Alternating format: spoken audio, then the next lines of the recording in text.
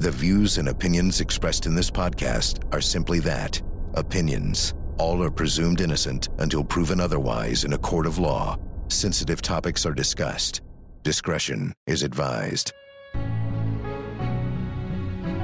When 3 high schoolers are gunned down in their car, police launch an investigation into why their lives came to such a violent end.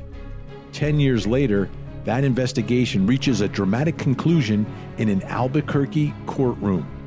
Hi, I'm Vinny Politan, and on this week's Court TV podcast, we're taking you in for a closer look at this case with an audio edition of our original series, Someone They Knew with Tamron Hall. This week's episode is titled Teenage Terror and the East Mountain Murders. This is the Court TV podcast.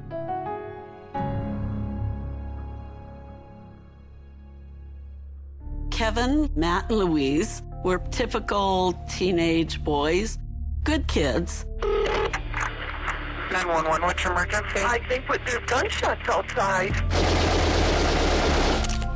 They're all dead, all 3 of them. Okay. These young men didn't have criminal backgrounds.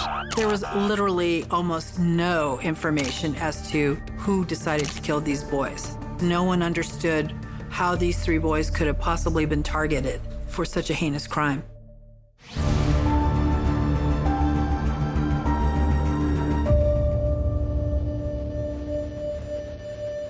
Kevin Shirley, Luis Garcia, and Matthew Hunt, good kids, good students, looking forward to college. They leave for a party to celebrate the end of the school year, say goodbye to their parents, and never see them again. Why their bullet-ridden bodies were found on a remote road in the East Mountains of Albuquerque, New Mexico, seemed unimaginable. But there were secrets to be revealed in those mountains, secrets that would take years to discover.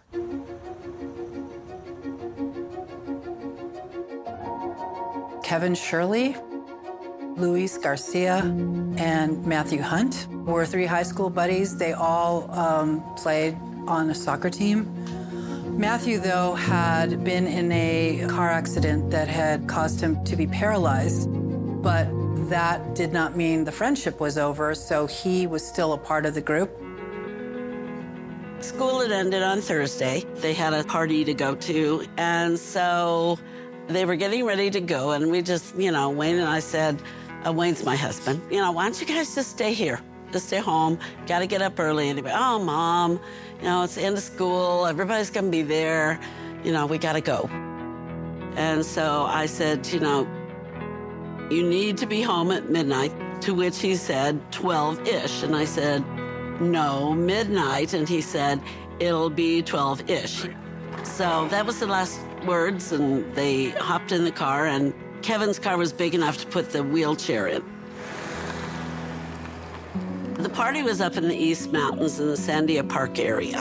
A lot of different kind of people like living in that area. They don't like the big city. It's rural, and it attracts all sorts of people. Their mothers were not concerned because the boys had gone up there many times and never had a problem. It wasn't a huge party. It was just a get-together of friends, a lot of soccer player friends, who were relishing the fact that summer was here.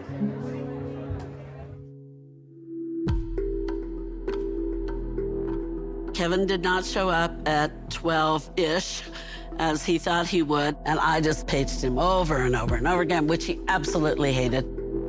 But he didn't answer, and he didn't come home. And I thought, after a while, I'll just go to sleep. I'm sure they're to stay in the night. 911, what's your emergency? I think there's gunshots outside. Okay, how many did you hear? I think about 6, maybe 8. Okay, are they real close? Yeah. Okay, are they close to your house? Yeah, it's right on the corner. The crime scene was a remote part of the East Mountains of Albuquerque on a darkened road. Single vehicle that had been shot up many, many times by a high-powered rifle. A neighbor right at the intersection had snuck out of the house after taking cover during the shots and noticed that the 3 young men had been shot many times while seated in the car. The first person on the scene realizes what he's seeing And he relays that message to his wife, who's telling the 911 operator what is being said. Okay. There's nothing you can do. They're all dead, all three of them. Okay, we've got paramedics. Dead, all in the chest. They're all three of them dead. Okay. There were 3 decedents in the vehicle, being Kevin Shirley, Matthew Hunt, and Luis Garcia.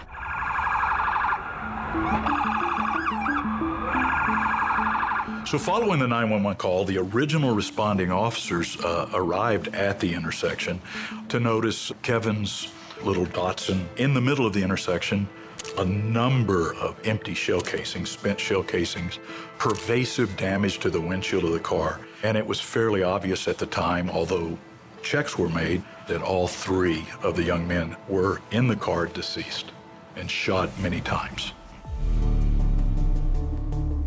We began then processing the scene. The casings were collected. We had to secure the car well to perform trajectory studies on the car to see just how this might have happened. What we began to see was a pattern from the passenger side to the driver's side in what we could call to be a cone. So movement laterally by the shooter, continuing to shoot from the shooter's left to right in front of the car. This offender fired in a cone fashion into that windshield. Only he or she knew that. And so that's not something that's probably smart from a strategy point of view to put out there.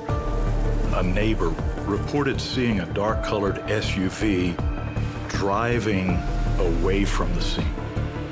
The problem for us is that he never saw the real people leaving without their lights on.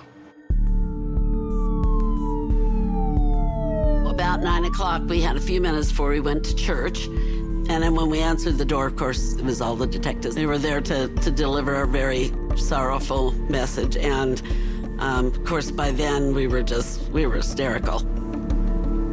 It was a scary time because no one understood how these 3 boys could have possibly been targeted for such a heinous crime. By all accounts, these were normal kids, normal high school kids. We had lots of leads coming in, from, pardon my language, absurdity to potential. But it's not until 2006 that we finally get the break in the case. In the summer of 1999, Albuquerque, New Mexico seemed caught in the grip of terror. Who would kill 3 innocent teenagers like Kevin Shirley, Luis Garcia, and Matthew Hunt in the sleepy East Mountains, and why? There were very few clues and even fewer explanations.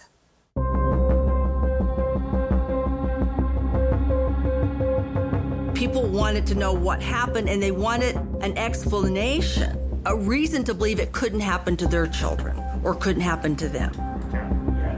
The investigators talked to family, friends, acquaintances, people from school, and by all accounts, these were normal kids, normal high school kids. I don't think Kevin would have had enemies that I would have known about, or I would have known that through him. Eventually, the investigators were able to determine that there was a house party, a gathering, not too far away from where the homicides happened. The report from people at the party did not indicate that there was much of anything. No altercations, no, oh, well, so-and-so got into a fight, or this person yelled at that person. No one seemed to remember anything unusual. I don't know, we go to this house quite a bit, like everyone, just the whole crew. But that night, it wasn't like a real big party. It was just kind of a little quiet thing. We can't help but think that something must have gone on in that party. I know. That's what I keep thinking. That's what I keep thinking too. But I've asked everybody that was up there constantly, like, was there anybody up there you didn't know? Was there anybody up there that wasn't there usually? And everybody I've talked to can name everybody was there by name. Early on in the investigation, there was a dark SUV being indicated as maybe being in the area or being heard or seen a street away from the neighborhood. And so that was a vehicle that was being sought, was a kind of a generic but dark-colored SUV. We had lots of leads coming in, lots of people calling in, and those leads in any celebrated case range from, pardon my language, absurdity to potential. Every one of those leads, even the leads that sound absurd, have to be followed. They're getting all kinds of stories, none that really seem to go anywhere. Oh, you should check this kid. Or I think that kid drives that kind of dark SUV. There was literally almost no information as to who did the shooting, who decided to kill these boys. So the Bernalillo County Sheriff's Department really, in my estimation, went all out to keep this case in the public view. There was a reward that was offered, the money of which seemed to grow every week. There were billboards put up. It was a Crime Stoppers tip that had suggested that a Jocelyn Snyder had remarked in a bar that she had been present there at the party. So I met her at her apartment. She was visibly upset. She denied ever saying anything and expressed frustration that someone was just trying to cause her problems in her life. I put all of that together into a report, gave it to the case agent, and then went about answering other leads. The case goes on for years. I remember doing a 1-year anniversary of the death, then a 2-year, and then a 3-year, and then at some point it's like, well, we don't have anything more to say. It was a cold case. They never wanted to admit that. There's nothing in the world that I could do to connect with or bring back Kevin, Matt, or Luis. But what I had for victims was the people who loved them. And not being able to bring resolution for those folks was difficult. Greg came in, he took control of the cold case and became my friend. We took our task force back into the neighborhood, and we found a man who said, I heard firecrackers going off that night. He said, I was upset because it was pretty dry in the mountains and you shouldn't be popping firecrackers. He said, then I heard an engine revving really high, and it drove straight, and then it turned on the road, and it came right in front of my house, and I went up to the window and I was looking, and I saw a pickup truck without its lights on flying by my house. And it was at that point that we knew that that SUV that had been reported probably had nothing to do with the homicide. But it's not until 2006 that we finally get the break in the case. Luke Morris was incarcerated up in Cortez, Colorado. He made mention to a cellmate that he had been present at this particular homicide. That cellmate reported that to the authorities. That made it back to the cold case unit, and I was able to interrogate Luke based upon what he had said, and he confessed to being there, and also described exactly how that shooting occurred. And that shooting occurred, according to Luke, in a cone fashion in front of Kevin's Datsun, which was a fact amount that had never been revealed in that case. Now we had to work on the other participants. There was Jeff Moore and there was Luke Morris. And a possible witness was Jocelyn Snyder. Full circle back to Jocelyn. That did eventually lead to her giving a statement that the killer in this case was a boyfriend at the time of hers by the name of Brandon Craig. Brandon had some charges, drug charges,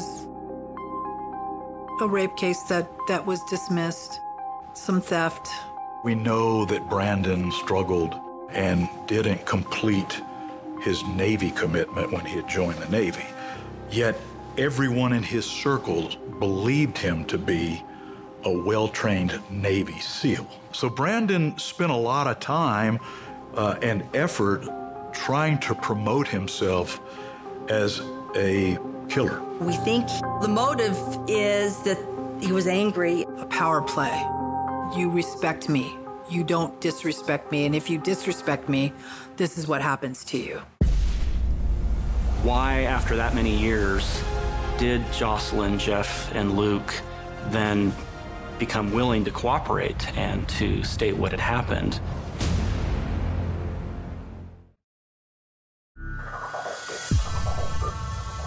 After 7 years, 3 witnesses have finally come forward with the name of a prime suspect and what has become known as the East Mountain triple homicide. But the reason they give as to why he committed these horrific murders is just as unexpected. Jocelyn Snyder apparently dabbled in dealing drugs. Jocelyn and Kevin knew each other, and Kevin had purchased drugs from Jocelyn previously. I believe that the boys in Kevin's car did not go directly up to the mountain.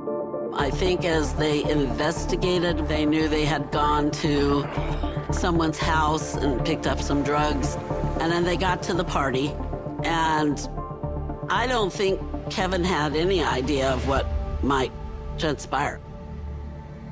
Jocelyn had been stiffed, she says, and the person she said had stiffed her was Kevin Shirley. And her boyfriend, Brandon Craig, was sort of the muscle, I guess, behind that. Brandon Craig wanted to essentially enforce that drug debt because Jocelyn wasn't doing it. So Brandon's idea, in my opinion, was that he was going to send a statement that he was the drug pin and that if he sold to you, you were going to pay him.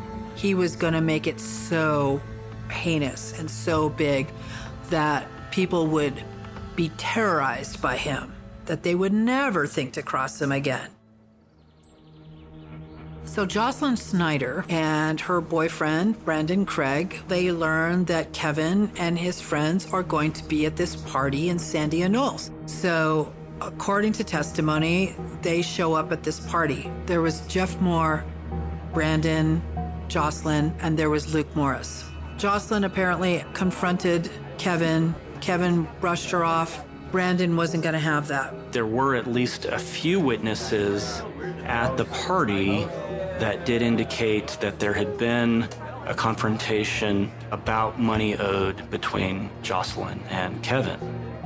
Interestingly enough, though, there were a lot of people at the party that did not know of any confrontation, did not indicate that they had seen anybody that they didn't know arrive at the party. And so there ended up being a lot of people at that party who were unable to corroborate that Jocelyn Snyder, Brandon Craig had showed up and gotten into an argument with Kevin Shirley. There was some disagreement at the party.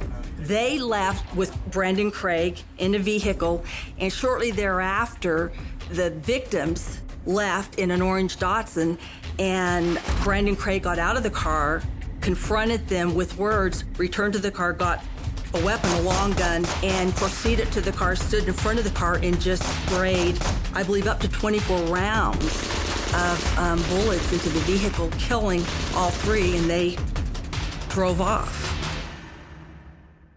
Matt was shot more than 30 times. He got the real brunt of it. Kevin was, I think, 12 shots.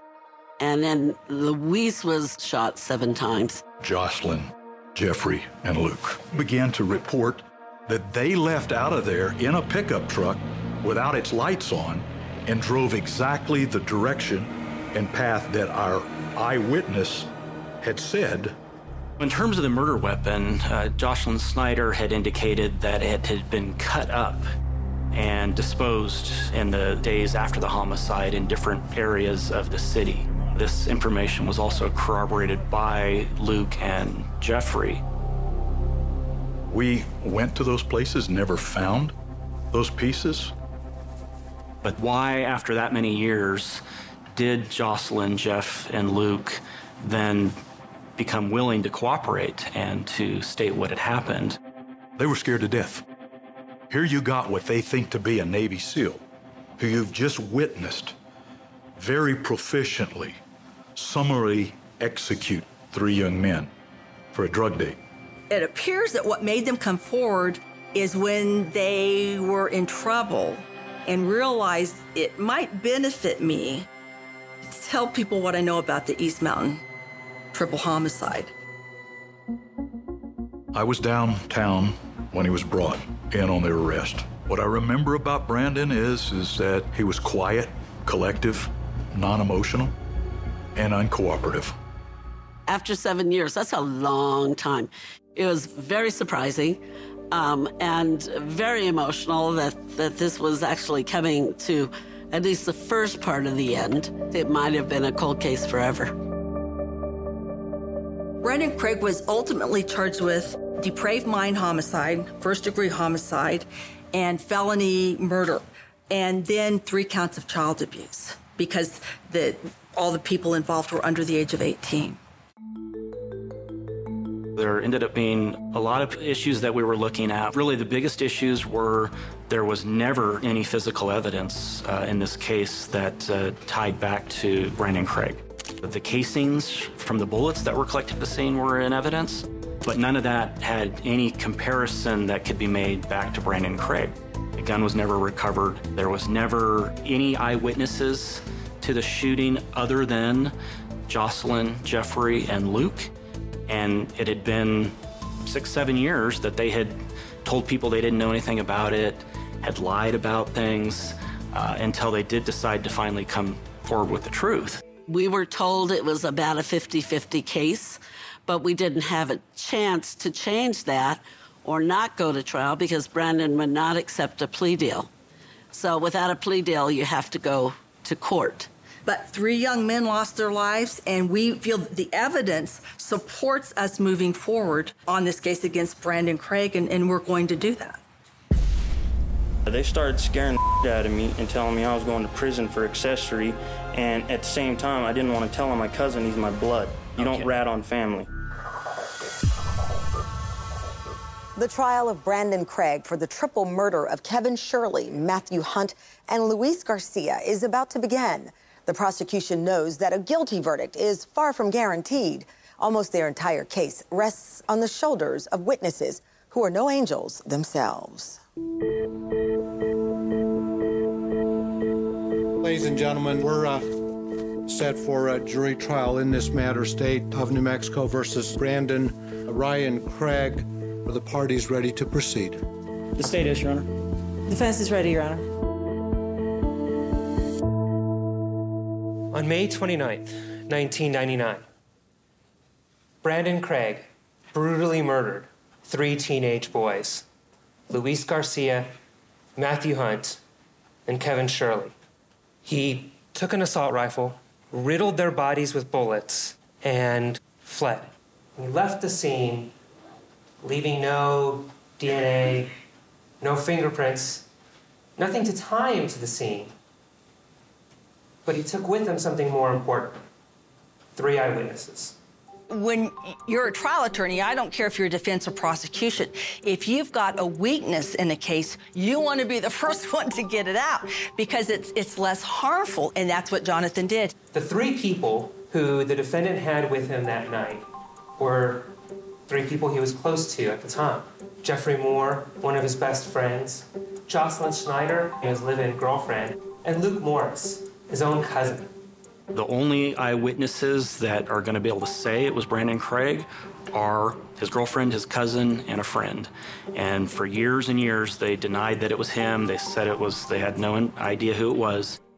In October of 2006, Luke Morris gets into trouble again. He's up in Colorado.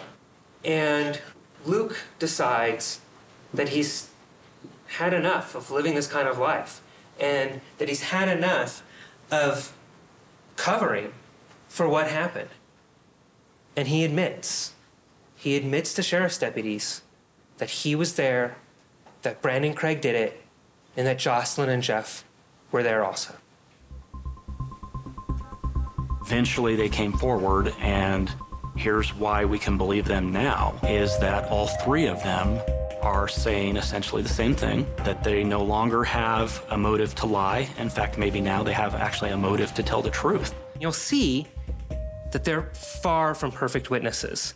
They're recovering drug addicts. They've been charged with and convicted of felony crimes. They all lied for years about what they knew. But the state didn't get to choose those witnesses. The defendant did. And after they testify, you're going to see the truth. They saw the defendant commit the cold-blooded murders of Kevin Shirley, Luis Garcia, and Matthew Hunt. And after you hear all the evidence, we believe that you will find the defendant guilty of their murders. The defendant, Brandon Craig, had hired defense attorneys Pamela Mackey and David Kaplan.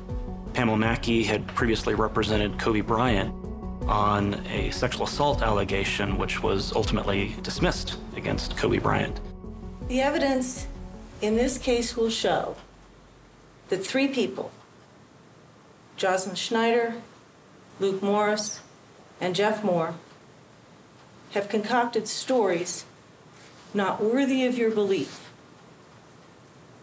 in order to accuse an innocent man in exchange for saving their own hides. The defense team essentially laid out that the credibility of Jocelyn, Luke, and Jeffrey was at issue and that they could not be sufficiently believed to convict. The evidence in this case will show that law enforcement officers, eager to solve a horrible crime, looked the other way when the evidence they found put the lie to the stories of those 3 people. She thought she owned the courtroom. I mean, a lot of attorneys have a big ego. That's their style. As a prosecutor, it's all about doing the best job you can and fighting for justice. The jury gets to decide what that is. Brandon Craig did not shoot those boys. The house of fabrication built by these 3 people is about to come tumbling down as you, the jury, listen to the evidence in this case. And that is why, at the end of this case, we will ask you to return a verdict of not guilty. Not guilty on all the charges. Right, Mr. Morris, if you please come forward. I would say Luke Morris ended up being our most compelling witness in terms of testimony against Brandon Craig. Was there any discussion of going up to the mountains east of Albuquerque in order to do anything? Yes, Jocelyn had got burnt or ripped off on a drug deal, and they owed her money, and she said she knew where they were going to be at a party up there. Who all went inside? Me, Brandon, Jocelyn, and Jeff.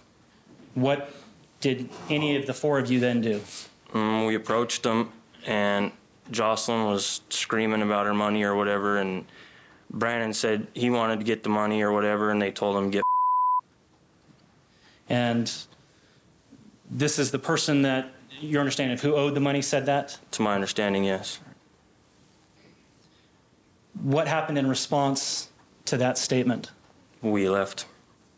We pulled off onto a side road, and we were loaded a bowl of weed and smoking some weed. Any other drugs besides marijuana? Cocaine. And then what happened? A car went by, and Jocelyn said that was them. What then did the 4 of you do? We chased the car down and tried pulling it over by flashing our lights. Who's driving? Brandon is. And that didn't work, so we were going around them, and we cut them off. And what did the car do? Stopped. He definitely seemed, in my opinion, to be the most believable of all of the witnesses in terms of the detail that he was able to provide and the credibility that seemed to flow from his testimony. As the 2 vehicles then stopped, what happened? Brandon got out of his side, driver's side, and walked around and was saying, what's up now? And I couldn't really hear what they said. And then he got back into the truck, and he pulled the gun out from under the front seat. And then he walked back around to the back of the truck right here and started shooting. Then what happened? And then Brandon came back to the truck, threw the gun to Jeff in the back seat, and we started hauling ass with our headlights out. We knew the weaknesses in the case. No one came forward for 6-7 years. When they did come forward, it benefited them in some way. I mean, we're talking about Luke was looking at an extensive or a very lengthy prison sentence. He ended up making a statement in this case and got probation. I mean, that's huge motivation. Starting in about October of 2006, you start telling them a lot of different stories, even though you start telling them about having information. Yeah, they started scaring the out of me and telling me I was going to prison for accessory. And at the same time, I didn't want to tell on my cousin. He's my blood. You don't rat on family. You were charged possession, distribution of methamphetamine. You cop a plea, right? Yeah. And you get 4 years of probation. With a 6-month rehab. Completion of a 6-month in-house rehab. It's a pretty sweet deal, don't you think? Yeah. After you broke up with Brandon, Yes. did you go to police then? No. Why didn't you go to police then?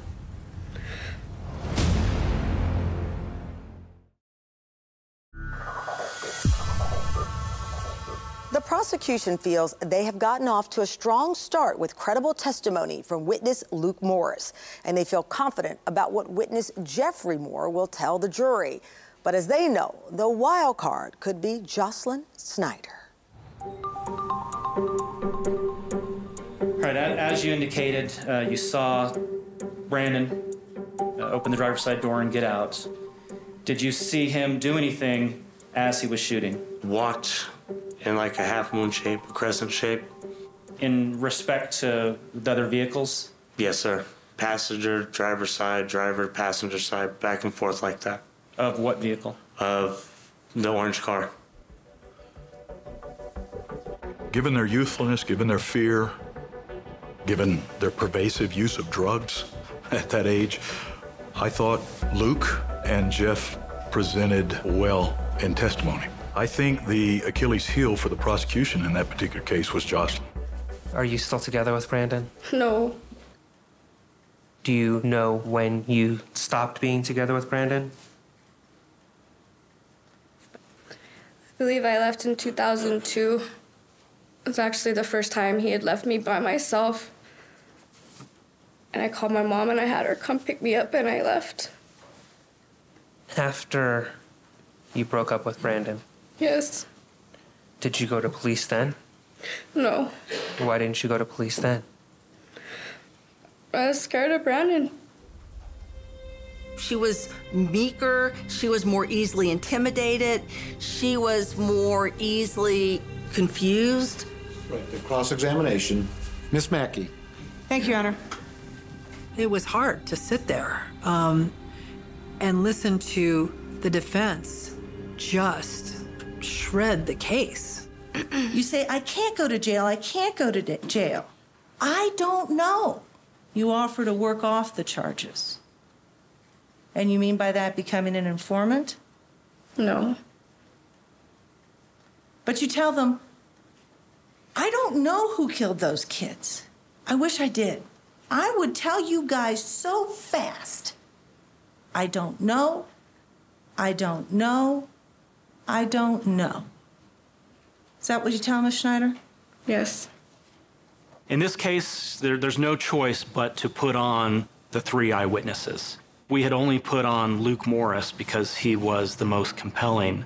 The jury would have had a huge issue and a question of, well, what about these other people? In November of 2006, you receive a text message from Lacey Morris, correct? Yes. Now, Lacey Morris is Luke Morris's little sister? Yes. Now, at the time, you did not know that your cell phone was being tapped by law enforcement, correct? No. You've learned that since? Yes. There had been some text messages between Jocelyn Snyder and Luke, apparently where it looked like they were trying to get together on their stories and be consistent. And that became a bone of contention in the trial. By that time, I knew that Luke had came forward. I just wanted to make sure that whatever little pieces I didn't know, like the gun and how it was cut up, that I knew, so that my story was okay. Jocelyn was obviously very nervous on the witness stand. It was very rough, and the defense took advantage of that. Ms. Schneider, let's now talk about the truck. There were issues that came up in terms of the vehicle that Jocelyn Schneider indicated that her and Brandon Craig and Luke and Jeffrey were in on the night of the shooting, that she didn't actually own that vehicle back on the day of the homicide. That's a bill of sale from the original owner, Mr. Cox, to your father, James Schneider, for the truck that you'd been claiming for 2.5 years was involved in the May 99 homicide. Correct? Can you see that? Yes. And the date of sale is on there, and if memory serves, it's August 5th, 1999. Correct? Yes. That's the day your father bought the truck that you'd been claiming was involved in the homicides, right? Yes. And so after Investigator Stebleton sees these documents that puts the lie to the story that you've been telling for 2.5 years, he calls you up and says, what's up with this, right? Yes. So then you weave this new story about a stolen truck obtained through your cocaine dealer, Esteban, correct? Yes, that's the true story. And what you want these members of this jury, because you lied about this story to another jury, right? Yes. You want these to believe that back in May of 1999, you go to a trailer park, and through Esteban, you meet a man named Julio? Yes. And after you flirt with Julio, he just gives you a truck. I needed a truck. You know the truck's stolen? Yes. We knew that it was going to be an uphill battle, and the jury was going to have a really hard time deciding what was the truth in this case. Ladies and gentlemen, I'm informed that the jury may have a verdict or verdicts in this matter. In the trial against Brandon Craig, the prosecution has only one more chance to convince the jury that he is guilty of murdering 3 teenage boys in cold blood. The defense makes their final case that the evidence is nowhere near conclusive. It is time for closing arguments.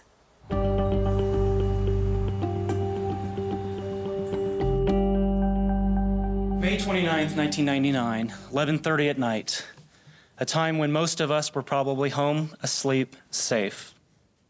At that moment, along that road in the Sandia Knolls, defendant Brandon Craig decided to end the lives for 3 young teenagers. The main witnesses that you heard from, Luke Morris, Jeffrey Moore, and Jocelyn Schneider, although they were not commendable in their actions and in their inactions starting May 29th, 1999, for several years, they are at least to be commended for finally coming forward when they did. The state has proven this case beyond a reasonable doubt. All that's left now is for justice to be served. The defendant must be convicted of all counts against him. In this country, in our system of justice, if the government accuses somebody of criminal behavior, they must bring enough evidence to prove to a jury full of citizens of this state, the guilt of the defendant beyond a reasonable doubt. And the prosecution in this case have woefully come short of that burden. They are relying on their case on the testimony of Jocelyn Schneider, Luke Morris, and Jeffrey Moore. 3 individuals whose credibility, whose veracity, whose honesty is subject to huge questions if you hesitate about the quality of the evidence and the veracity of the witnesses. Then the system says to you, it tells you, it directs you to come back not guilty. Counsel will be in recess until we have a verdict or question. I remember thinking that the defense had put on a really good case. in the sense that they introduced a lot of reasonable doubt. But I also felt the prosecution had just put their heart and soul into this case. But I worried that that just wasn't going to be enough. I did believe that Brandon Craig had done this because the detectives had really showed us what they had, what the information was, and that the witnesses had all pinned this on him. The jury deliberated for 2 days. It was a 2-week trial. So it wasn't something that they went in and came out half an hour later. All right, and ladies and gentlemen, I'm informed that the jury may have a verdict or verdicts in this matter. All rise for the jury. There were three or four ladies on this jury that had tears in their eyes when they came in to the box to deliver the verdict. The forms of verdict reads as follows. We find the defendant not guilty of first-degree murder by a deliberate killing as charged in count 1. The verdict was not guilty on everything, which just floored us. All right, Mr. Craig is ordered released at this time. The jury forewoman talked about the verdict but didn't want to be identified. She says it was tough to believe who was telling the truth. We went through it over and over and over again. The state didn't prove their case. When the media talked to the jury woman, she said, well, we felt like he probably had something to do with this, but there was doubt, and so we couldn't come up with a guilty verdict. And I'm thinking, well, if you didn't really believe that he didn't do it, and you didn't believe that he did do it, why did you not hold to your guns and hung the jury? Joan went on to take all of this pain and translate it into, I think, some brilliant work in supporting survivors of homicide.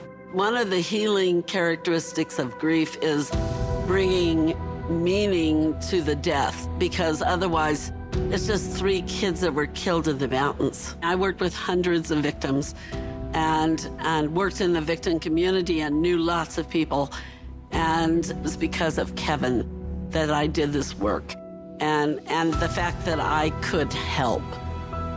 I don't think that anyone that is intimately involved in the case thinks there's someone else out there, there's still a shooter out there that we just haven't found. I think most of us believe they found the right person, just couldn't prove it. And that chapter just didn't get to be written in the way that I think the families deserved. I pray that Brandon found out how close he got to losing his entire life, and that he realized that by not being convicted of this, that he got his life back. And I hope that he's made a good use of it. And I hope that the witnesses as well. A lot of their lives were stolen as well. All of our lives were stolen.